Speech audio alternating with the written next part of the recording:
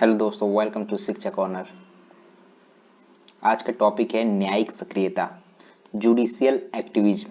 ठीक है, आप जो भी सेमेस्टर 2 के स्टूडेंट है विनोबा भावे यूनिवर्सिटी के, उनके पॉलिटिकल साइंस वाले के, ठीक है, वहाँ पे उनका टॉपिक होगा जुडिशियल एक्टिविज्म। एग्जाम में आने वाला है। तो ये क्या है, जुडिशियल एक्टिविज्म क्या है? सबसे पहली बात तो ये बहुत लोगों ने डिमांड किया कमेंट सेक्शन में कि सर जुडिशियल एक्टिविज्म का वीडियो आप कब ला रहे हैं, जुडिशियल एक्टिविज्म का वीडियो डालिए। तो उस वीडियो को मुझे भी मेहनत लगी कि हाँ, वीडियोस जब अपने पब्लिक लोग ने किया है, ठीक है, स्टूडेंट्स ने किया है, तो मुझे वीडियो डालना चाहिए। तो ये रहा वीडियो आपका जुडिशियल एक्टिविज्म। तो सबसे पहले जुडिशियल एक्टिविज्म का एक ओवरव्यू आपको बता दें कि जुडिशियल एक्टिविज्म है क्या। तो भारत में आप लोग सब जानते हैं कि जो शासन का तंत्र है, ठीक है, वो क्या है, 3 रूपों में बटा हुआ है, 3 अंग में।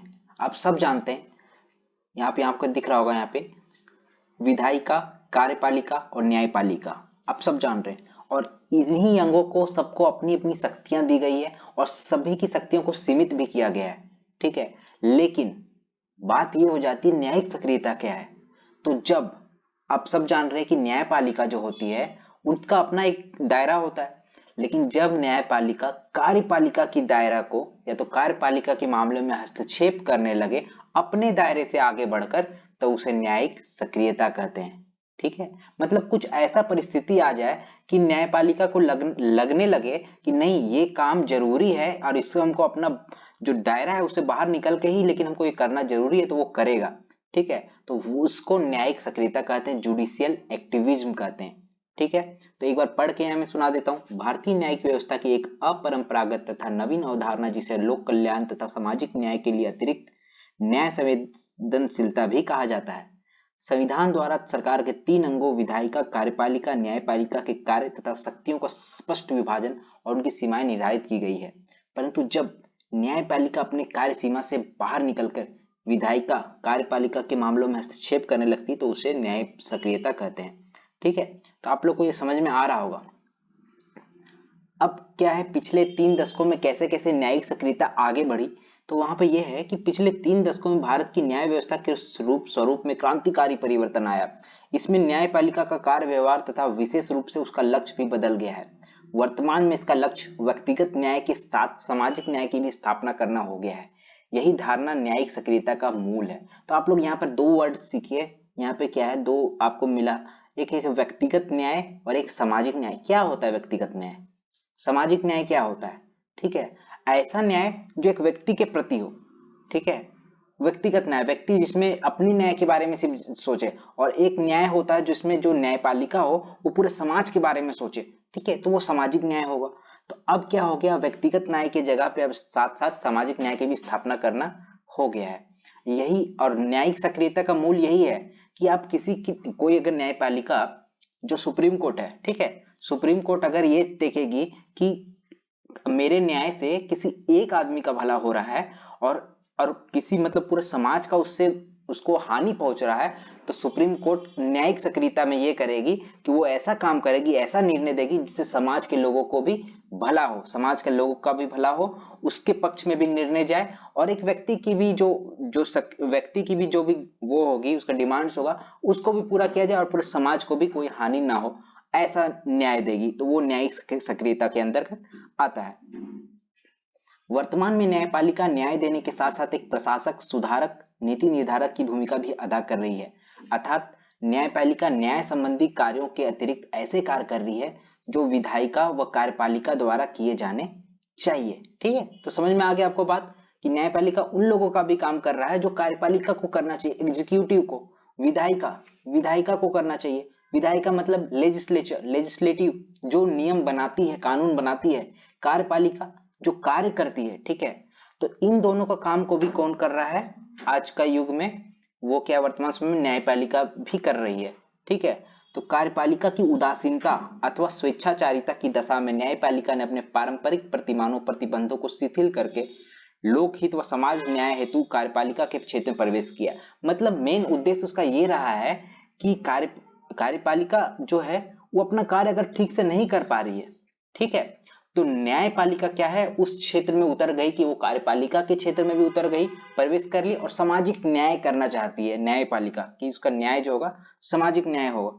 ठीक है, तो ओवरव्यू आप लोग को समझ में आ गया होगा कि न्यायपालिका क्या करना चाह रही है। उसका जो मोटिव है वो सही है, अभी इंटेंशन सही है, लेकिन दोनों का कभी भी कोई चीज आता है तो उसके साथ उसका बेनिफिट भी आता है और डिमेरिट भी आता है। अगर न्यायपालिका अपना दायरा छोड़ के कोई काम करके कोई अच्छा ही काम कर रही है, लेकिन क्या होता है, बात के लिए सही है, लेकिन अगर सभी अपना अपना दायरा छोड़ के आगे काम करने लगे तो एक क्या हो जाएगा, एक इम्बैलेंस हो जाएगा।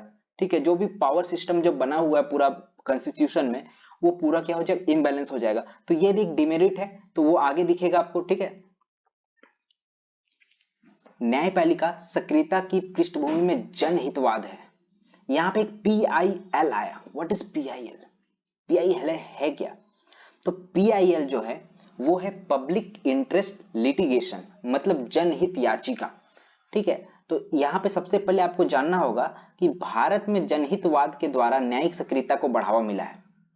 न्यायिक सक्रियता जो है वो जनहितवाद, तो जनहितवाद क्या है, मतलब जनता का हित के लिए जो भी अगर कोई बात उठता है, ठीक है, तो जनता का हित के लिए अगर कोई, मान लीजिए आप समाज में या तो कोर्ट में जनता का हित के लिए कोई याचिका दायर कर दिया, ठीक है, तो उस याचिका, उसी को बोला जाता है PIL, पब्लिक इंटरेस्ट, जनहित, पब्लिक मतलब जन, इंटरेस्ट मतलब हित, और लिटिगेशन मतलब याचिका होता है, जनहित याचिका। ठीक है, तो यहां पर देखना है न्यायमूर्ति VR कृष्णा अय्यर तथा न्यायमूर्ति VN भगवती को जनहितवादों का प्रमुख माना जाता है। ये आपका मल्टीपल चॉइस क्वेश्चन में भी आ सकता है, जब भी आपका जुडिशियल एक्टिविटीज से सवाल आएगा कि उससे फेमस कौन कौन व्यक्ति थे जिसने जनहितवाद को बढ़ावा दिया है, तो वो है न्यायमूर्ति VR कृष्णा अय्यर और PN भगवती। ये दो नाम आप लोग याद रखिएगा।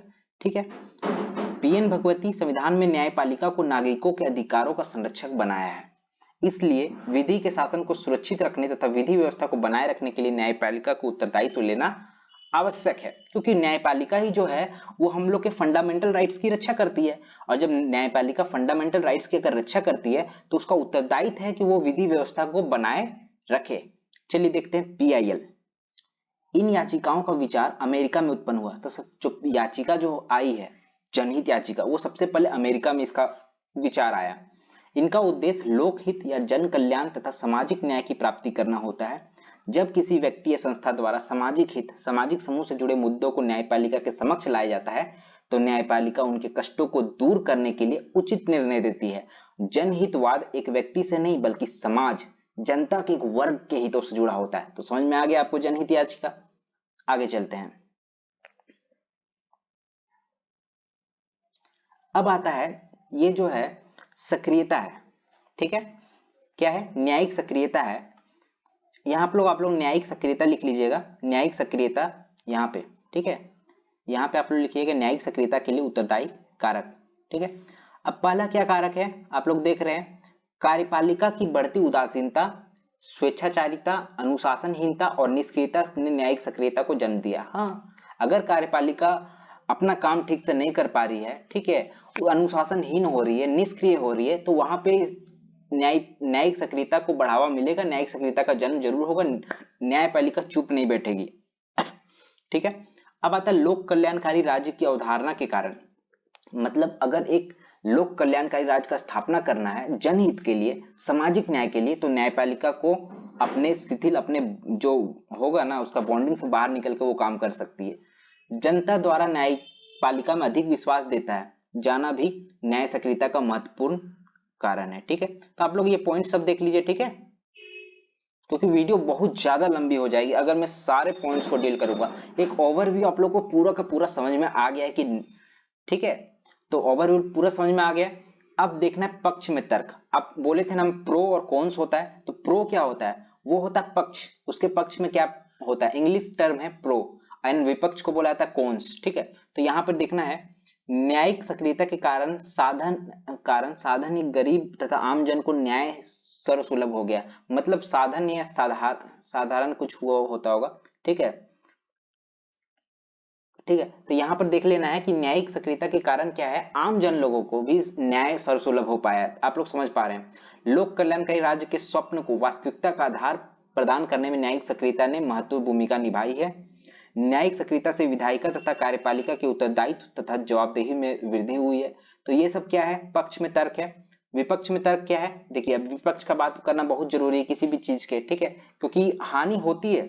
अगर कोई चीज अपना पावर का दुरुपयोग करे तो वो हानि होगी, किसको होगी, पूरे पूरे सिस्टम को हानि होगी, ठीक है। तो यहाँ पर देखना है न्यायिक सक्रियता के नाम पर न्यायपालिका कार्यपालिका के क्षेत्र में अतिक्रमण कर रही है, जिससे शासन के तीनों अंगों में संतुलन समाप्त होगा। तो मैंने बताया था पहले भी कि इम्बैलेंस हो जाएगा और उनके बीच में टकराव की स्थिति बन रही है, और वो बन जाएगी अगर न्यायपालिका ऐसा करती है तो वो होगा ही, ठीक है, लेकिन एक लिमिट में, ठीक है। हर बार अगर न्यायपालिका अतिक्रमण करेगी, हर बार न्यायपालिका कार्यपालिका क्षेत्र में चली जाएगी तो उससे तो ये स्थिति जरूर आनी ही आनी है। अधिकारिता की शिथिलता से न्यायपालिका पर मुकदमा भार बहुत अधिक बढ़ जाएगा, ठीक है, हाँ बढ़ जाएगा मुकदमा भार। कई बार न्यायपालिका द्वारा सरकार को ऐसे आदेश दिए जाते हैं जिसे तुरंत पूरा कर पाना कठिन है। इससे न्यायपालिका के महत्व में कमी और अवमानना की स्थिति उत्पन्न होती है। कभी कभी नेम एंड फेम या लोकप्रियता प्राप्त करने के लिए व्यक्ति व संस्थाएं न्यायिक सक्रियता को PIL, ठीक है, क्या बताए थे, पब्लिक इंटरेस्ट जो था ये लिमिटेशन क्या था, लिजिटेशन, ठीक है, को माध्यम बनाती है, जिससे न्यायपालिका पर अतिरिक्त बोझ तथा उसकी छवि को नुकसान होता है, ठीक है। PIL का मतलब क्या हो गया, जन याचिका, मैंने अभी बता चुका है आपको, ठीक है। अब आते हैं निष्कर्ष पे। निष्कर्ष क्या है, तो न्यायिक सक्रियता संविधान द्वारा समर्थित नहीं है। इसको संविधान एक समर्थन नहीं देता है। क्यों संविधान समर्थन देगा, अगर कोई रूल्स रेगुलेशन से आगे निकल के कोई काम करेगा तो उसको संविधान तो कभी भी समर्थन नहीं देगा, क्योंकि संविधान क्या है, एक बुक ऑफ रूल्स है, ठीक है, पूरा कानून का एक बुक है, किताब है, और वो कानून से बाहर जाने की कभी भी सलाह नहीं देगा। यह न्यायिक अधिकारियों तथा न्यायाधीशों द्वारा किया उत्पाद है, ठीक है। मतलब जो न्यायिक पद पे न्यायाधीश लोग हैं वही लोग हैं। अगर न्यायाधीश को लग जाता है कि हाँ ऐसा कुछ करके हम भला कर सकते हैं किसी चीज का, ठीक है, समाज का भला कर सकते हैं, तो वो ये काम करता है, उसी को न्यायिक सक्रियता कहा जाता है। यदि न्यायपालिका अति सक्रियता के सरकार के कार्य में, विधि निर्माण के कार्य में हस्तक्षेप करती रहेगी तो इन संस्थाओं को कार्य प्रतिकूल रूप से प्रभावित होगा। यह सही है कि लोक कल्याणकारी राज्य में जनता के हित सर्वोपरि है, लेकिन तीनों अंगों विधायिका, कार्यपालिका, न्यायपालिका के बीच में समन्वय तथा संतुलन द्वारा यह कार्य और भी बेहतर तरीके से किया जा सकता है। अतः न्यायिक सक्रियता के स्थान पर न्यायिक अनुशासन पर विचार अपनाया जाना चाहिए। सक्रियता अच्छी है, परंतु अति सक्रियता के खतरनाक परिणाम हो सकते हैं। समझ में आ गया कि न्यायिक सक्रियता ठीक है, एक लेवल तक ठीक है, लेकिन अगर उससे ज्यादा हो जाए, अति सक्रियता हो जाए, तो वो क्या है, परिणाम उसका खतरनाक होगा। न्यायिक, देखिए अब कृष्ण अय्यर क्या कहते हैं, न्यायमूर्ति कृष्ण अय्यर कहते हैं न्यायपालिका को संतुलित दृष्टिकोण अपनाना चाहिए, ठीक है, संतुलित दृष्टिकोण, ठीक है। तो ये एक पूरा का पूरा क्या हो गया, यहाँ पे देखिए न्यायिक सक्रियता पूरा का पूरा एंड हो गया, ठीक है। ये आपका PDF हो गया, आप लोग यहाँ से भी वीडियो देख लीजिए, ठीक है, यहाँ वीडियो देख लीजिए और यहाँ से नोट्स बना लीजिए। आप लोग सेमेस्टर 2 के छात्र हैं और आपका तैयारी में भी चल रहा है, शायद 8 तारीख से आप लोगों का एग्जाम है, ठीक है। तो आप लोगों को क्या करना है, जितना भी टॉपिक है अभी जो आप लोग पढ़ रहे हैं, ठीक है, तो उसको लिख के प्रैक्टिस कीजिए। जरूरी नहीं कि आप देख लिए और आपको याद रह जाएगा, ऐसा नहीं है, कि बहुत कम ही लोग होते हैं जिनको एक बार देख लेने से वो चीज याद हो जाता है। एक बार लिख के प्रैक्टिस कीजिए। एग्जाम से एक दिन पहले तो आप लोगों को हाँ करना है, 1-2 दिन पहले आपको एकदम लिख के प्रैक्टिस करना है। और लिखना कैसे है उसका मैं एक वीडियो बता चुका हूँ कि एग्जाम में कैसे लिखना है, लेकिन फिर भी मैं आपको बता दे रहा हूँ कि आपको पूरा का पूरा चीज नहीं लिखना है। इतना लंबा आप बार बार हर एक क्वेश्चन को लिखोगे, 8-9 क्वेश्चन रहेंगे आपके पास, ठीक है, सेलेक्टेड या 5 क्वेश्चन या 6 क्वेश्चन रहेंगे, लेकिन आपको इतना लंबा नहीं लिखना है। आपको उसका जो ओवरव्यू है, पॉइंट वाइज पॉइंट, सिर्फ वो लिखना है। स्टार्टिंग कहा कि ये पॉइंट में ये पहले पॉइंट का क्या सारांश है, ठीक है, ये न्यायिक सक्रियता लिखा, इसके अंतर्गत हमको ये लिखना है, इसके अंतर्गत ये लिखना है। तो ये सब चीज हम लोग करके अपना लिखेंगे, ठीक है।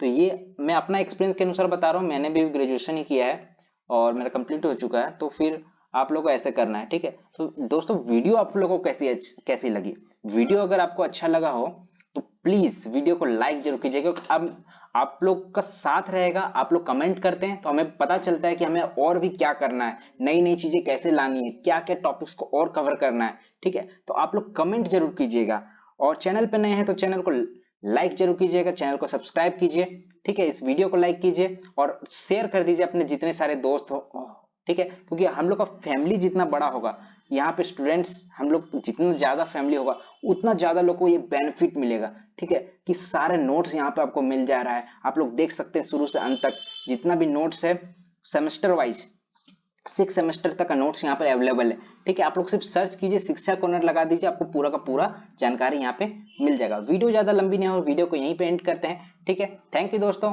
Bye bye, take care.